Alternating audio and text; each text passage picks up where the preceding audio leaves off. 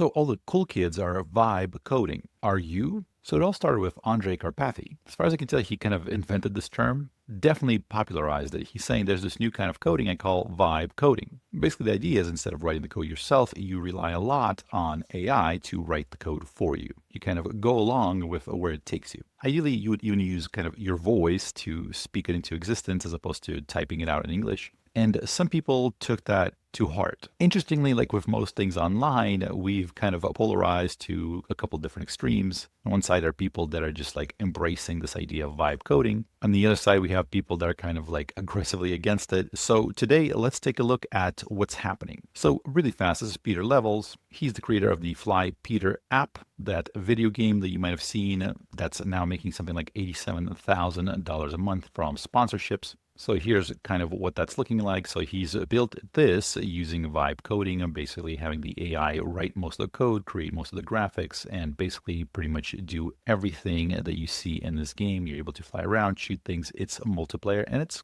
kind of getting big. So recently he added the kind of the HUD, the cockpit view. So he said he one-shot an actual working cockpit heads-up display. So meaning this is something that he was able to do sort of in one shot with these models. So he's using 3.5 Sonnet Max, which is now in Cursor. By the way, I'm building a resource for all this stuff on my website. You can find the link down below, so it's absolutely free. I just want to kind of have like the big resource that has all the tutorials and all the different games that people are building, and just kind of like if you're interested in this thing, this vibe coding phenomenon, then sort of there's going to be just one page that has everything on it that you need to get started. You might have seen the video where I use the Manus AI, the AI agent, to research all these games that are being developed and create kind of this little website with some of the games listed, as well as, you know, all the information that you would need to get started, kind of the AI tools that were used, the creation process, and any resources and stuff like that the creator sort of mentioned that they've used to develop it. That was just a quick test project, but since then I've leashed a literal army of agents researching the various games. So hopefully that'll help, you know, collect all the resources. By the way, if you have a game or a resource tutorial, whatever that kind of goes along with it, let me know in the comments. I'll try to add it to the resource page. So I made a little app with, I think it was Grok 3, where you can kind of like hold your hand in front of the camera and it tracks all your fingers and you're able to play music and stuff like that. Somebody had a similar idea, but for flapping your wings, your arms, to play Flappy Bird. Brilliant. I'm sure it's great exercise. Okay, that's pretty cool. Now, this new vibe coding thing is really taking off. So again, here's Peter Levels. So he's saying that he's organizing the 2025 Vibe Coding Game Jam, where everyone is able to sort of submit their AI coded game or the game they coded with AI assistance. There's some requirements. We'll go over that towards the end. But he managed to get two very interesting people to participate as judges, or at least to provide some input. One of them is Andrej Karpathy, the one who seems like started this whole thing, started the ball rolling. And the other person he managed to get on board, shockingly, is John Carmack, and the guy that, you know, invented Doom. All right, so he did Keen, Doom. He was part of Oculus. Next thing that he's trying to release is AGI. That's the next project that he's working on. He's got a unique approach to it, and he might do it. He's done it before. If you know anything about the original Doom 1 and 2, kind of like that development, kind of how they went about doing that, it's a little bit mind-blowing. To say that it's ahead of its time, that it was ahead of its time, I think is an understatement. So it does seem that John Carmack is showing some interest in this idea of vibe coding. Now, of course, there's a lot of blowback to this idea, a lot of sort of criticism. We'll get to that towards the end because I want to kind of highlight both sides of the story. But it seems like the game jam will be extended by another week. We'll see if it happens or not. Also, with John Carmack's feedback, Peter Levels decided to remove the multiplayer component of the game, which of course opens it up to, you know, a lot more people. It's a lot easier to create a single player game than it is a multiplayer game. So if you're interested, check it out. Again, I'll have a link down below. It's going to have a resource, hopefully, with a lot of the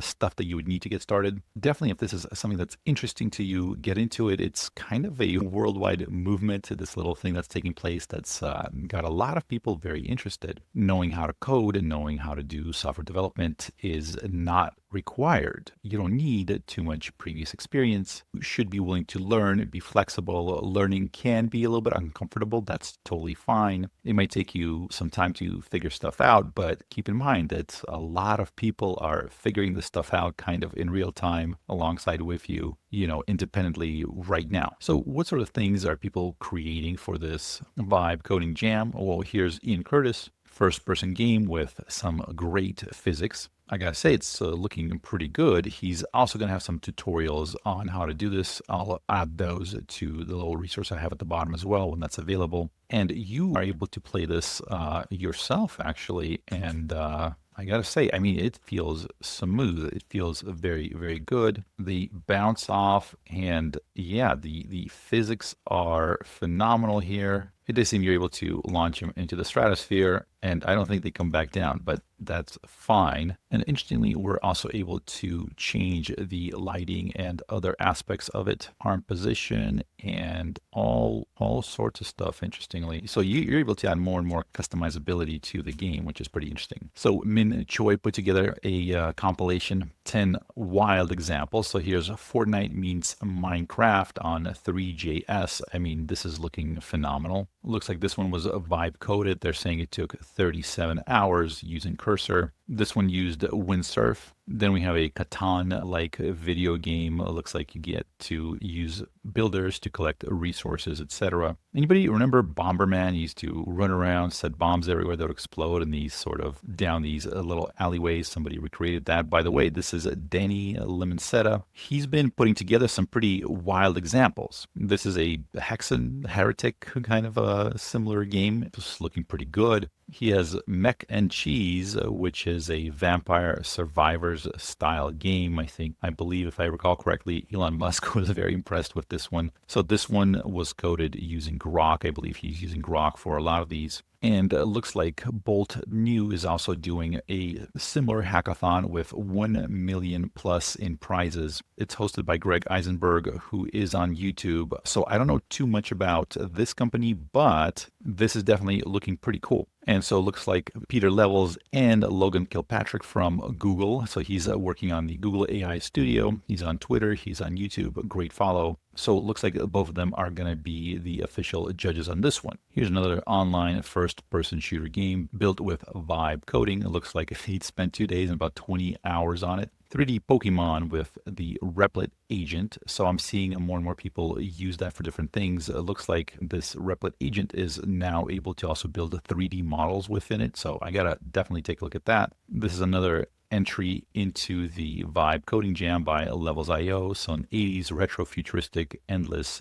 drive game. AK on Twitter, great follow for AI science papers and stuff like that. So he has a little tutorial on how to vibe code games, deploy them for free entirely on Hugging Face. So I was thinking about creating something for this competition. I unfortunately did not have too much time to do it. I made a few 3D games as sort of a quick test projects, but my thing was always those like idle incremental games where you kind of let it run itself. So I've been building something like this where you're able to progress, fight various different things, level up your skills, level up your abilities, etc. And it's been going pretty well. This might not be the thing that everyone's interested in, but you know what? If they do end up extending the vibe coding session, if they do end up extending it by another 7 days, I'll probably finish this thing up and submit it. I went through a number of different variations. I started out trying to do a party of 5 battling against monsters, but that became a little bit unmanageable. I used Midjourney to create some of these characters that I needed, and I gotta say, I think the Midjourney is definitely looking really good for that. I used Cursor to do a lot of it, and I would say it took me maybe 2.5 hours of actual, in front of the screen presence to basically outline most of the starting game mechanics and kind of how I want the game to progress. And I was able to do it without touching the code in any way, shape, or form. So there's no code involvement on my part. It was all through natural language. I did run into a few issues where Claude decided to just rewrite everything for some reason, which kind of broke the game and it couldn't fix it. So you got to make sure that you're able to revert to a previous checkpoint. Cursor has some built-in checkpoints, but using something like GitHub is probably a better idea. So something to think about before you get started. But if you're just starting out, I wouldn't even worry about any of that. I would just try to see how far you can get. If something gets messed up, see if you can revert it. If not, it's not a big deal. This is all part of the learning process. If you've never coded before, have never done any of this before, and you just wanted to kind of get your toes wet, probably the easiest way to start is just to go to Claude.ai. So that's Anthropic's Claude, one of the main competitors to OpenAI, and it's very, very good at coding. Ideally, you have the paid version, but you don't need it. You select Claude 3.7 Sonnet with the extended mode on if you have that. And I just typed in build me a 3D racing game in the browser as an artifact called Claude Cart. So the artifacts, usually, when it gives you the code, you need to take that code and then be able to run it somewhere.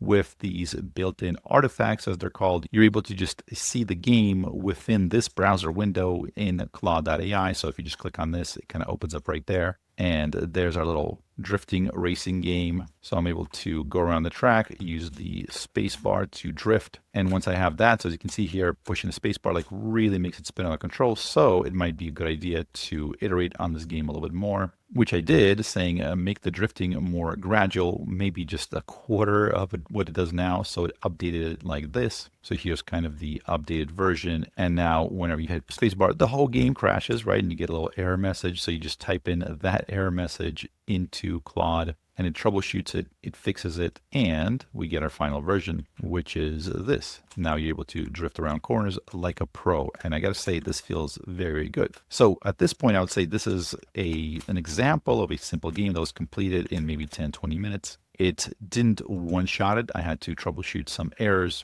Oh, somewhere along the way, I also said add some smoke effects and stuff like that to make it a little bit more realistic. But literally, if you wanted to try this out, just to go to Claude.ai, make sure you have, Claude 3.7 Sonnet. If you have it, if not, you can use 3.5. Extended is better for coding. Type in your prompt in here, hit go. Now, of course, this vibe coding approach is catching some flack. Some people think this isn't a serious way to approach code development, software development. A lot of people kind of dismiss it, make fun of it, saying that this is basically people that don't know how to code are trying to do it, but they can't really get to like the really advanced, sophisticated stuff. Plus, it kind of lets people kind of create stuff without necessarily having the skills that are needed to create high quality stuff. Peter Levels got into a fight with one of the very well-known game developers. Some heated words were exchanged. So there's a bit of a debate going on. Both sides have some good points. I don't know who's wrong and right, but the one thing that this reminds me of is kind of back in the 90s, you saw the emergence of the digital camera that was good enough to be used by kind of regular consumers. And it allowed a lot of new kind of entrance into like the photography field. Anybody could buy a camera, point and shoot, capture images very easily without knowing too much about how film operates, how cameras operate. They didn't know how to develop film, select film. They, in a lot of ways, were clueless as to what real photographers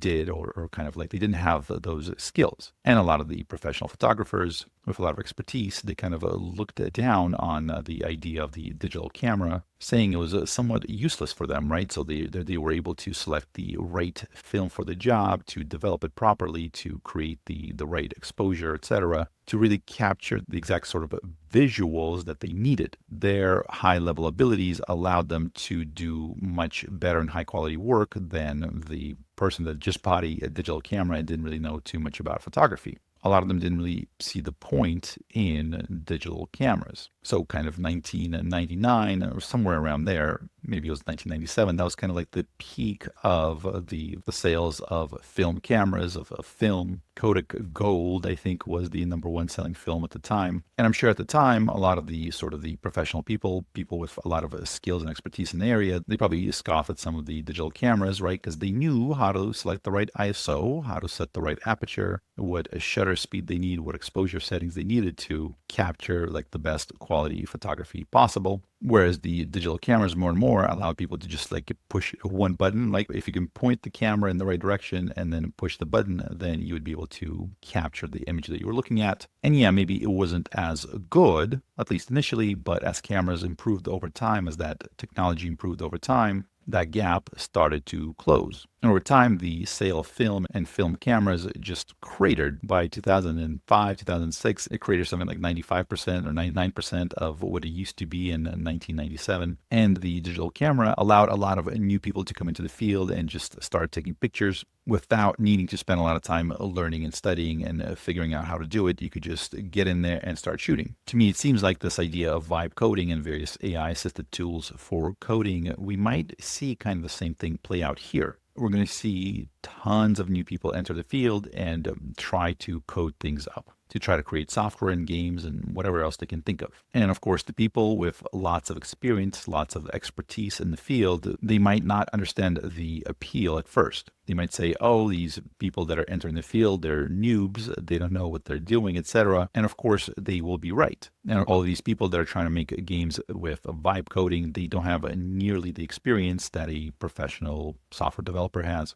If you search for vibe coding, there's tons of people dunking on it saying, oh, we're leaking the API keys to the public. People are charging $1,000 an hour to fix your vibe coded mess. Here's a picture of two founders of vibe coding their product. Here's somebody looking at the code written by Peter Levels saying, I've never felt more secure in my job prospects as a senior engineer. When asked to explain, actually explains it, which I'm sure a lot of people definitely appreciate this. He's saying game networking is hard, dark, and full of terrors, or horrors in this case. Peter responds, you sound like the typical gatekeeper guy who feels threatened for his future. You're not wrong for now, but with this mindset, you're going to get turbo wrecked in the next decade, 100%. Right? People are saying, Peter, don't be all angry. Peter's point is that some people are doing gatekeeping, and that coding is for anyone and everyone. He's scared he's going to be unemployed, and with the attitude he will be. Interestingly, Jonathan Blow, so he's a well-known, very well-respected American video game designer and programmer. He's jumping in and saying, it's guys like you making claims like this that are damaging to the reputation of AI. Is it pretty amazing that AI can generate this? Yes. Is it anything close to the quality of what you need to build for an actual playable game? No, it's not within 10 ballparks of the target. And he's saying if you've never tried to make a game, I'm sure it's fun to have a game making experience. For those who have made games, even just simple ones, getting stuff on the screen is not impressive. It's easy. It's making the game good that is hard. Peter Levels is responding, and he agrees, but this applies literally to every art form or industry. The point is that AI lets me explore entirely new areas of creativity, which is really cool. So Jonathan Blow continues saying that no one's saying it's bad for someone to exercise their creativity and play with AI to make something they wouldn't otherwise be able to make. They're saying that this is very, very far from what an actual game programmer would make quality-wise. It's not gatekeeping, it's understanding that this is actually a very deep discipline where a lot of skill is required to make something good. Anyways, they kind of go back and forth. And again, this is one of those things that happens on Twitter and elsewhere online where people kind of project some stuff on each other and kind of go back and forth. And maybe some of the finer points of the discussion are lost. Whatever the case is, I think the point is that the experienced developers, they do have a strong point. AI currently is not at a level that it could replace somebody with a lot of experience, somebody that's spent a lot of time figuring out how to do this stuff, etc. Right? So they're right in a lot of the stuff that they're saying, but also this idea of looking at this, flying game that Peter Levels created and going, oh, like my job is safe as a developer. I think some people are going to find those kind of statements maybe a little bit weird. Because again, like Peter Levels says, it's like, yeah, I started 3 days ago. It's like if somebody's building some sandcastle on the beach and a highly decorated architect walks over and is like, you fools, this is a very rookie buildings you have here. I feel secure in my role as an architect. I'll never be able to approve this zoning. This will be kicked out by City Hall. Where are your load-bearing walls? This is nonsense, right? It would be a little bit weird. Because again, no one's presenting these little games as sort of the next level software development projects that are supposed to put all the engineers out of business. Keep in mind that those 20-year-old digital cameras, they took blurry photos. The color would be off. If you didn't have the right lighting, it would look horrible. You needed the flashes to make it work. You had really grainy images, etc. If you didn't focus on the right thing, everything would be blurry. And again, the professionals would be able to use their settings, ISO, shutter speed, aperture, etc. They would be able to select the right film. They would know how to develop it in those little chemical baths, etc. So I don't have a crystal ball to see the future. I don't know what's going to happen with vibe coding, AI coding, etc. But I think we've seen this thing play out in the past with certain results. And I think the digital cameras replacing a film could be sort of a model through which to kind of view this thing. So digital cameras were at first not as good as the professionals using film. But over time, they replaced film. They didn't replace professionals. I think we're going to see the same exact thing play out with AI coding. At first, it's not going to be as good as a professional that's doing everything themselves and has a lot of expertise doing that. But over time, AI is going to make a big dent in this idea of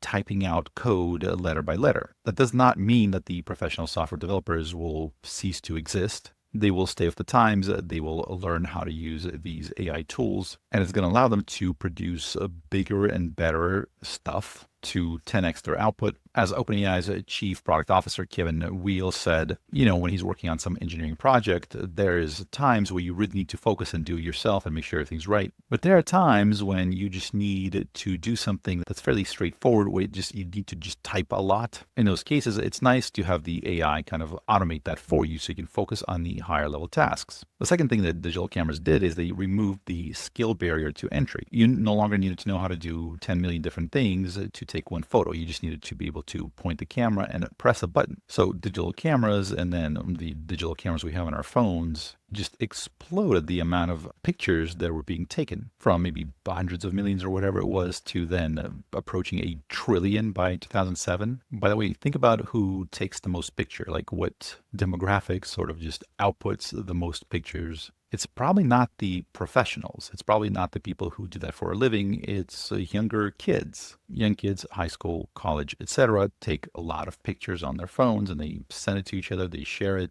It's basically a form of communication. They have more time on their hands and they use a portion of that time to take pictures. I think this is the first time I saw this idea kind of mentioned in this post. I don't recall if this is the first person that I've heard mention this. The idea is that most code in the future will be written or generated by the time rich, right? So most code will be written by kids/students rather than software engineers. This is the same trend as video, photos, and other social media stuff. So here's Nikita Beer saying basically, if you've been following this explosion of vibe coding stuff, he's saying we're close to somebody building a creation ecosystem or app store where anyone can be a game developer. The only gap that needs to be closed for this ecosystem to exist is abstracting away the remaining pieces that are too complicated for the layman: authentication, server networking, and deployment. Once that's achieved, the only thing left for a creator to do is dream up their concept and click publish. Right, so right now there's this kind of debate that's going on, right? So a lot of the software engineers, people in the field, are saying, well, software development is really hard and it requires deep knowledge and skill, and vibe coding isn't there yet, right? And so kind of the opposing side is vibe coding allows anyone to create software.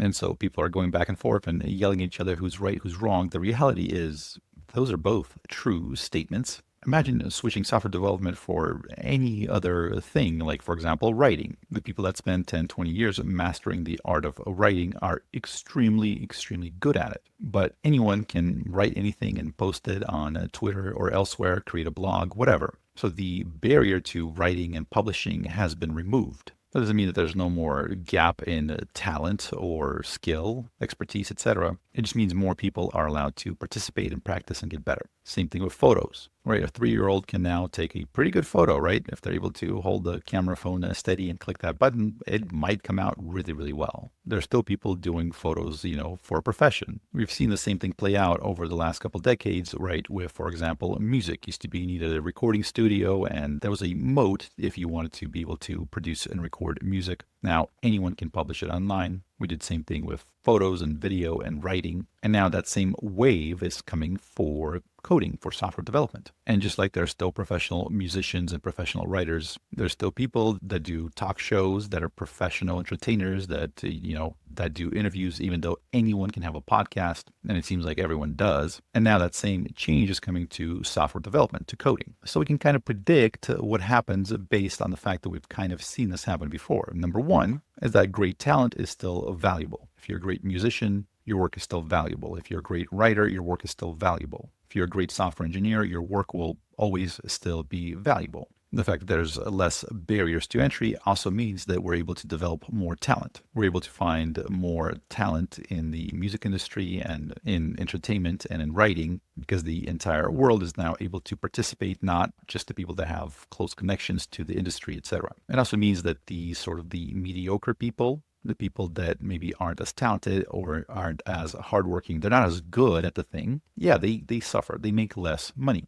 And we also know that the product, the actual output becomes less expensive because there's more of it. In the past, when only a few people could write and create books, books were very expensive. Now we have a multitude of books that are available for free online, various texts produced by various people in the world. There's still books that cost money, but there's a lot more that are free and cheap, and in general, the cost of putting text in a book is less expensive. There's more free music, there's more free entertainment. The cost of the product, how much it costs to acquire it, decreases. Right now, Adobe, for example, they've earned, looks like 5.7 billion in February 2025 doing software as a service. They get paid for having products like Photoshop and Adobe Premiere, etc. And certainly there's probably people in organizations that use all the features and all those products and are like heavy users. For a lot of us, myself included, I probably use 5% of all the things in Photoshop. Well, Photoshop has a lot of features. I simply don't need most of them. I just need a few that are really good. And Photoshop does a great job of handling that. Same thing with Adobe Premiere and others. But if I could custom code, create my own sort of artisanal software specifically for my needs, I probably would no longer need to pay Adobe for their services. The other day, for the first time in my life, I needed like a little piece of software that did this one thing. It was pretty simple. So I went online and opened up Google because I was about to type in like, I need software that does this thing for this particular use case. It doesn't really matter what it is. I just needed it to create some visualizations for me that I could use, which is how I would normally find some software, go to Google or Reddit or somewhere like that. And more recently, probably use ChatGPT or something like that to do a web search. But I stopped myself and instead I went to Claude and I told it to just make that software for me. 30 seconds later, I had that software running and it did exactly what I wanted it to do. Now, it wasn't super complicated, but it was custom. I could change it how I needed it. It was exactly what I needed it and took something like 30 seconds to create. Probably faster than it would take me to do research and then download the software from the internet if I found the correct software that I needed and then go through the installation process. And they'd probably make you register and do all sorts of stuff. Instead, it was one prompt in Claude. I took the code, I ran it, and I was done. So to all the people that are in the software development industry that are saying that AI vibe coding is not as good as actual coding and that their job is safe, etc., and that a high level skill is needed to create high level, good quality software. First of all, I agree with everything you say 100%. Great engineering talent is in demand, will continue to be in demand. The skills that people developed as a result of years of training and learning how to do stuff, that's not about to disappear. It's very valuable. But also at the same time, and it's not mutually exclusive, is the fact that this AI coding, this vibe coding wave, it's coming and it's going to be huge. Again, why did the number of pictures taken went from some, fairly low number into the trillions at a rather rapid pace? Is it because all of a sudden more people needed to take pictures to survive? No, just the technology for the everyday consumer with little to no skills, their ability to take good photos started improving. They didn't need any extra equipment. They didn't need to go and buy a camera or carry a camera with them. It was always on them. It was always on their phone, in their pocket. And so whenever a thought occurred that, hey, it would be nice to take a picture of this, they pulled it out and took a picture. So what happens when it's just as easy to create a quick little software to do the thing that you want to do? I had the Manus AI agent, which is running on Claude 3.5, we believe. I don't think it's on 3.7 yet. I had one shot creating 2 reinforcement pipeline training projects, so using something like PyTorch to actually train these 2 little agents to play a snake game and use different approaches to train them to see which one worked better. It did it in one shot. It took it maybe 5 minutes, but I didn't have to sit there and wait for it. I told it, hey, build me this thing. And it went off on its own computer, its own virtual machine, took 10, 15 minutes, however long it was. It coded up the snake game, created a bunch of little obstacles, created 2 little agents,